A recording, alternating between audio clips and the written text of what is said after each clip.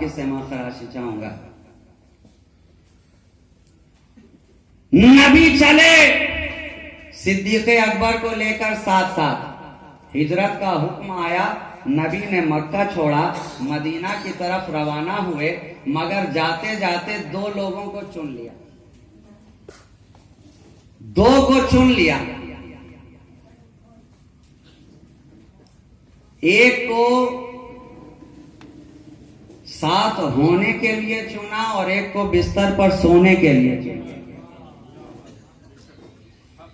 अपने बिस्तर पर सोने के लिए चुना तो मौलाए कायनात को, खैबर शिकन, बुल हसन, असदुल्लाहिल गालिब, सैयदना अली इब्ने अबी तालिब कर्रमल्लाहु वजहुल करीम और साथ होने के लिए चुना तो जनाब सिद्दीक अकबर को। चले साथ साथ गारे सौर में हुआ कयाम, और जब कयाम हुआ तो नबी को फरमाना था उसमें आराम। सिद्दीक ने कहा सरकार अभी आप ठहर जाएं, पहले जाएगा ये मस्ते में खराम।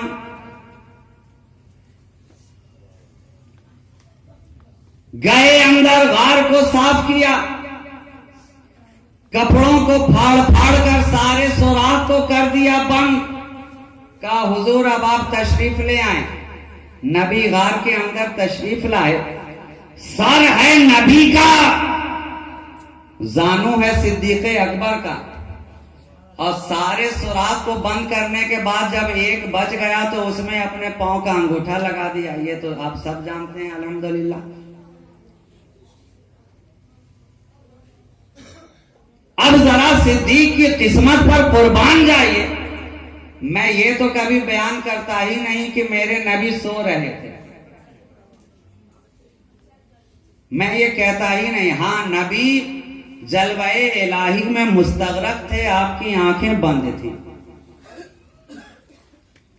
जानुए सिद्दीक के ऊपर आंखें बंद किए हुए जलवाए इलाही में मुस्तगरक थे मेरे नबी। सिद्दीक के पांव पर सांप ने डस लिया,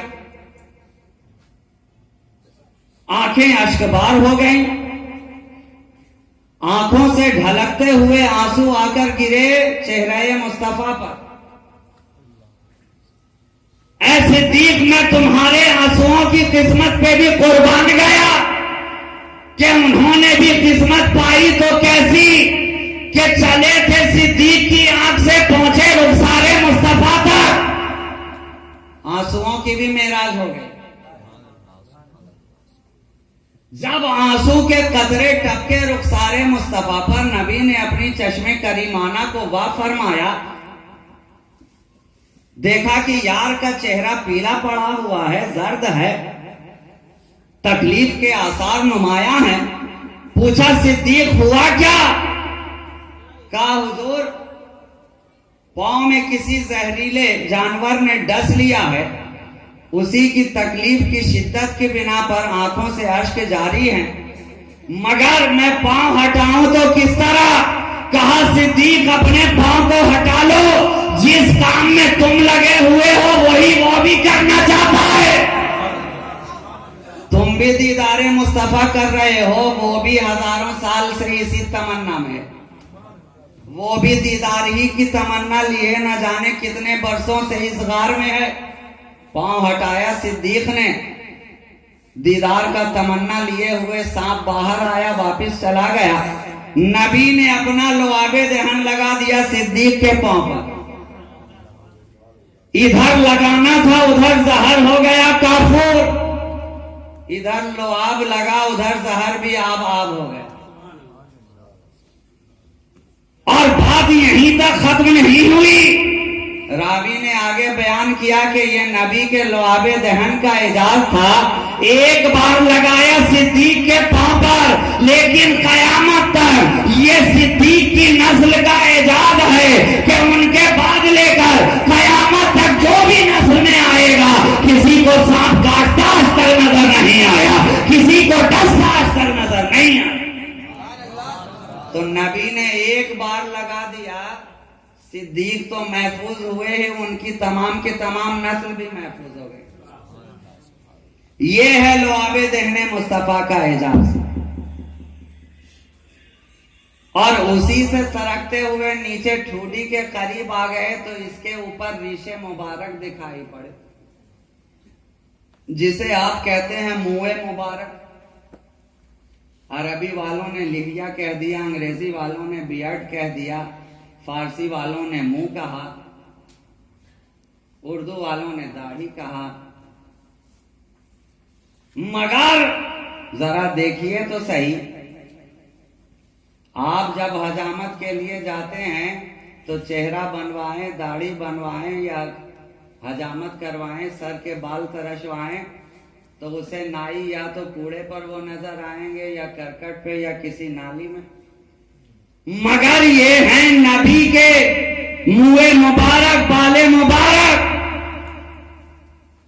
कि जब तराशने वाला तराश रहा है तो सहाबाए कराम इस तरह से झुंड लगाए खड़े हैं कि आपका कोई बाले मुबारक जमीन पे जाने ही नहीं देते, बीच ही में अपने हाथ पर ले लेते हैं। और हजरते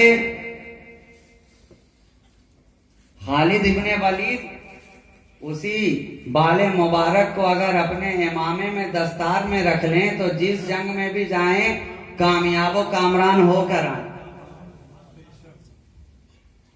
हजरते उम्मे सलमा उम्मुल मोमिनीन रदी अल्लाह ताला अन्हा के पास नबी के बाल मुबारक फरमाती हैं, जब भी कोई सहाबी बीमार होता मेरे दरवाजे पर आ जाता, दस्तक देता, उम्मुल मोमिनीन गुलाम हाजिर है, पूछा जाता कैसे आना हुआ, कहते बहुत बीमार हूं, चाहिए क्या?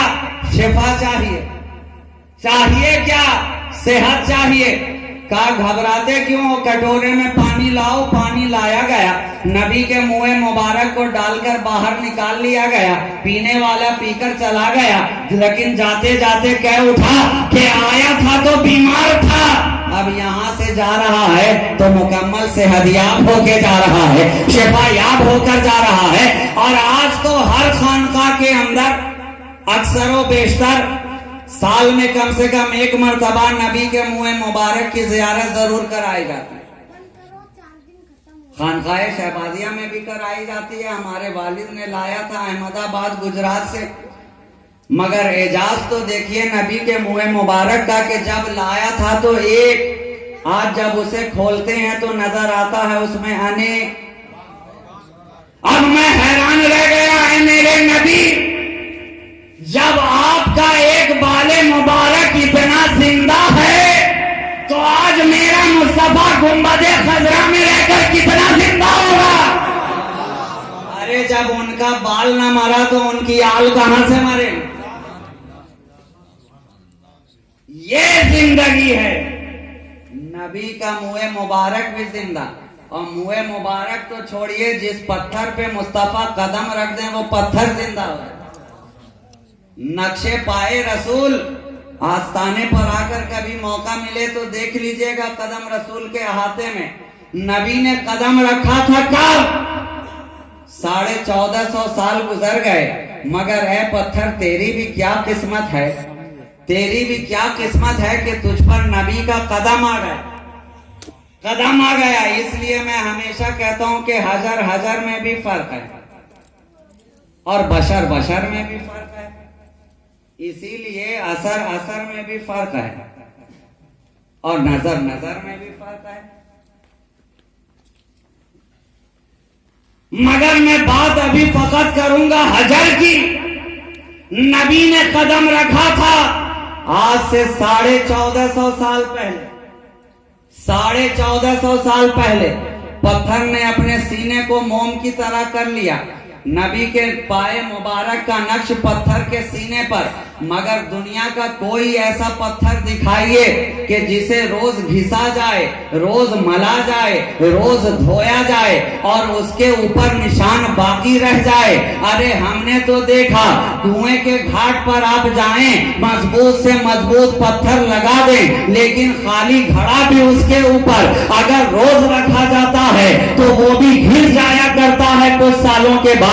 लेकिन ऐ पत्थर, तेरे अंदर कैसी जिंदगी है। नबी ने 1400 कदम रखा, निशान तब आया था, लोग उसे रोज धो धो कर पीते जा रहे हैं, मगर निशान आज तक मौजूद नजर आ रहा है, वो कदम का निशान। अरे जब कदम का निशान न मरा, जब निशान न मरा तो उनका खानदान वो कैसे चला जाए? निशान भी जिंदा है और उनका खानदान भी जिंदा है और ता कयामत रहेगा। और उनके खानदान वाले क्यों ना हो, इसलिए कि अहले जमीन के लिए वो अमान है। जिस तरह सितारे आसमान वालों के लिए अमान है, उसी तरह नबी की आल अहले जमीन के लिए अमान है। जो इस मोहब्बत में मर जाए तो वो तो दुनिया से मोमिन होकर जाए, जो इस मोहब्बत में मर जाए तो शहादत का दर्जा पाकर जाए, जो इनकी मोहब्बत में मर जाए तो जन्नत का मुद्दा लेकर जाए, जो इस मोहब्बत में मर जाए तो शफाअत का परवाना लेकर जाए। और नबी से पूछा गया, है नबी क्या जो दुनिया में हम जो एक दूसरे के साथ मोहब्बत रखते हैं, क्या ये मोहब्बत महशर में भी कुछ काम आएगी? कहा है मेरे सहाबी घबराता क्यों है?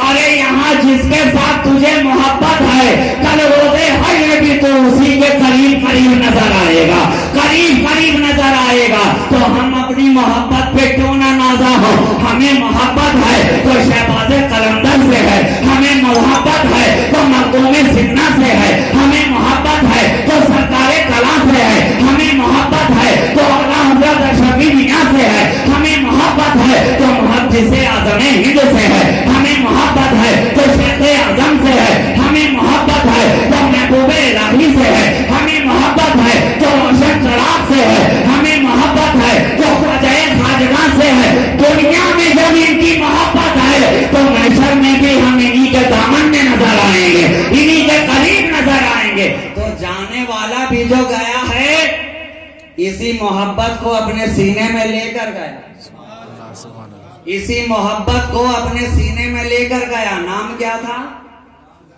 नाम ही देख लीजिए, नाम ही से पता चलता है कि गुलाम कहाँ का है, गुलाम कहाँ का है। और जब ऐसी गुलामी हो तो फिर कहीं पर कोई हैरानी परेशानी हो ही नहीं सकती।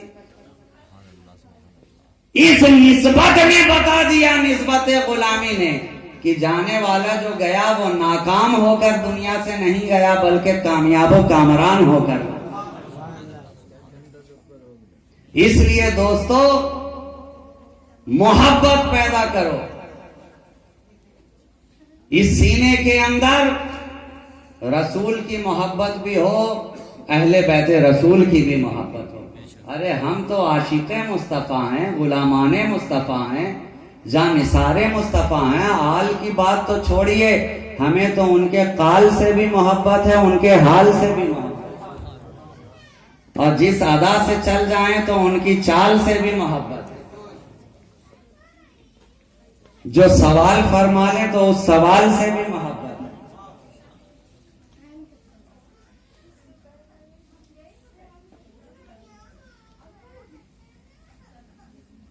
हदीस पाक शाहिद है, मम माता अला हुब्बे आले मुहम्मदिन माता शहीदा व मम माता अला हुब्बे आले मुहम्मदिन माता मोमिना।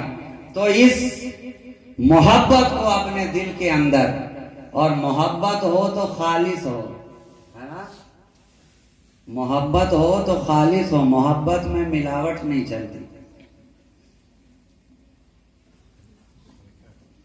मोहब्बत में मिलावट नहीं चलती। मिलावट का कारोबार दुनिया में हुआ करता है। ये मोहब्बत तो वो है कि दुनिया में भी काम आती है, आखिरत में भी काम आती है। दुनिया की सारी मोहब्बतें यहीं तक रह जानी है, मगर अल्लाह के रसूल और अहले बैते रसूल की मोहब्बत वो है, औलियाए किराम की मोहब्बत वो है कि जिंदगी के साथ भी काम आने वाली है और जिंदगी के बाद भी काम। इसलिए मोहब्बत करो तो ऐसी मोहब्बत करो जो दोनों जहां में तुम्हारे फायदे का सौदा है। यहाँ वाली मोहब्बत तो हर कोई किया करता है, वहां वाली मोहब्बत चाहिए, वहां वाली मोहब्बत चाहिए। और इस मोहब्बत का नतीजा क्या होता है? इस मोहब्बत का नतीजा क्या होता है कि जिसके दिल में नबी की मोहब्बत हो, तो हजरत ने फरमाया ना, जो दिल इश्क अहमद में सरशार होगा वही बाग़े जन्नत का हकदार होगा, और वही पाएगा जाम हाथों से उनके जो आले नबी का वफादार होगा।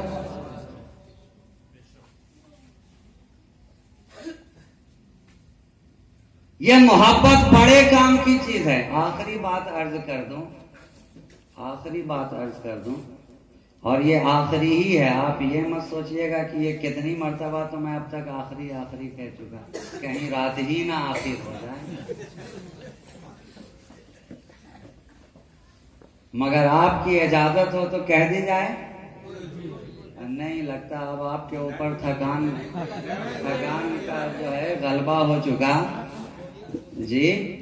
अब आपके ऊपर थकान गालिब हो चुकी है, और मेरी तकरीर ये लोग तो सुनते ही रहते हैं। आज तो ज़माना यूट्यूब का और फेसबुक का, व्हाट्सएप, पता नहीं क्या क्या, मैं कहीं भी बोलूं बात पहुंच ही जाती।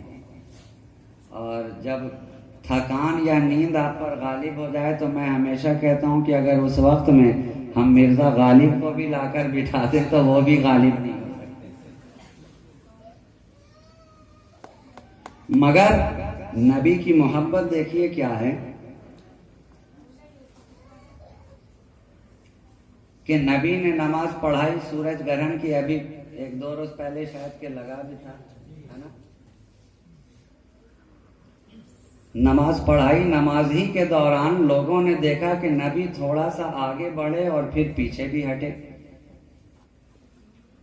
नमाज तमाम हुई, लोगों ने सवाल किया, नबी ये कैफियत तो कभी हमने देखी नहीं दौरान सलात, मुस्तफ़ा आप फरमाएं। कहा जानते नहीं हो, मुझे दौरान नमाज खुदा ने जन्नत और जहन्नम दोनों मेरी निगाहों के सामने कर दिया, और जब मैंने जन्नत के बागों को देखा तो उसमें अंगूर का खोशा दिखाई पड़ा। मैंने चाहा कि वो मैं आगे बढ़कर तोड़ लूं। अगर मैं वो तोड़ लेता तो तुम दुनिया में जब तक दुनिया रहती खाते रहते, मगर वो खत्म ना होता। और पीछे क्यों हटे? कहा जब मैंने जहन्नम की हरारत महसूस की तो मैं पीछे हट गया।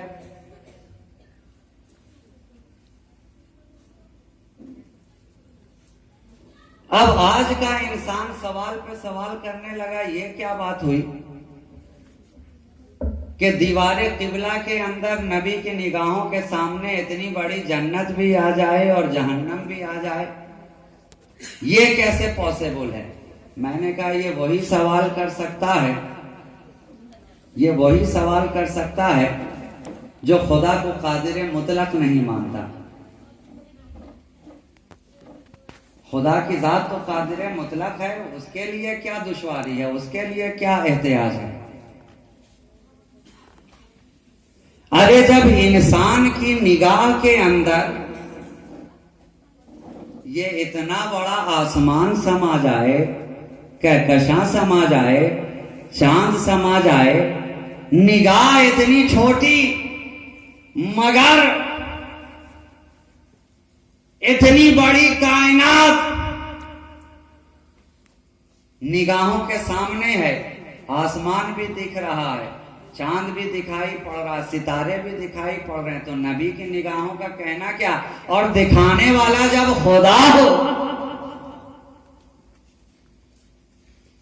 खुदा दिखाने वाला, मुस्तफा देखने वाले, नबी आगे बढ़े और फिर कुछ पीछे हटे। कहने वालों ने कहा कि नबी आगे बढ़े ये तो बात ठीक है कि अंगूर के खोशे को तोड़ने के लिए बढ़े, मगर पीछे क्यों हट गए? क्या नबी को भी जन्नत की हरारत का डर था, खौफ था? इश्क ने जवाब दिया, नहीं नादान, नबी को जन्नत की हरारत का डर नहीं था, बल्कि नबी को इस बात का डर था कि कहीं जहन्नम की आग ही कहीं ना बुझ जाए। नबी इसलिए पीछे हटे।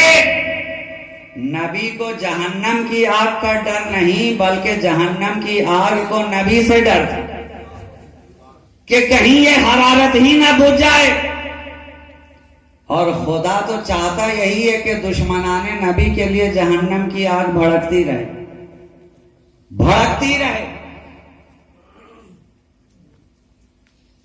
ये तो नबी की बात है। हदीस पाक शाहिद है कि कल जब रोजे हश्र नबी का गुलाम पुल सराज से गुजरेगा तो जहन्नम की आग ये कहती नजर आएगी कि ऐ गुजरने वाले, तू इस पुल से जल्दी से गुजर जा, इसलिए कि तेरे नूर के जलवों ने मेरी आग को ठंडा कर दिया है। तो अब बोलो, जिनके गुलाम का ये हाल है तो नबी के इमाम का हाल क्या? जिनके रुतबे हैं सिवा, उनको सिवा मुश्किल है। जिस नबी की मोहब्बत दिल के अंदर आ जाए, जिस दिल के अंदर मुस्तफा और आले नबी की मोहब्बत आ जाए, उसे जहन्नम की आग जलाए तो कैसे? इसलिए जरूरी है इस मोहब्बत को अपने दिल में पैदा कीजिए, और मोहब्बत हो तो खालिस हो, मिलावट वाली ना हो। अहले बैते नबी की तरफ जब भी ध्यान जाए, जहन में यही ख्याल आए, ये ना देखो कैसा है, जब भी देखो ये देखो किसका है, कि मोहम्मद से वफा, तूने तो हम तेरे हैं, ये जहां चीज है क्या, लौहो कलम तेरे हैं, कुव्वते इश्क से हर पस्त को बाला कर दे, दहर में इसमें मोहम्मद से उजाला कर दे। वाखिरु दावाना अनिल हम्दुलिल्लाहि रब्बिल आलमीन। अस्सलामु अलैकुम व रहमतुल्लाहि व बरकातुहू।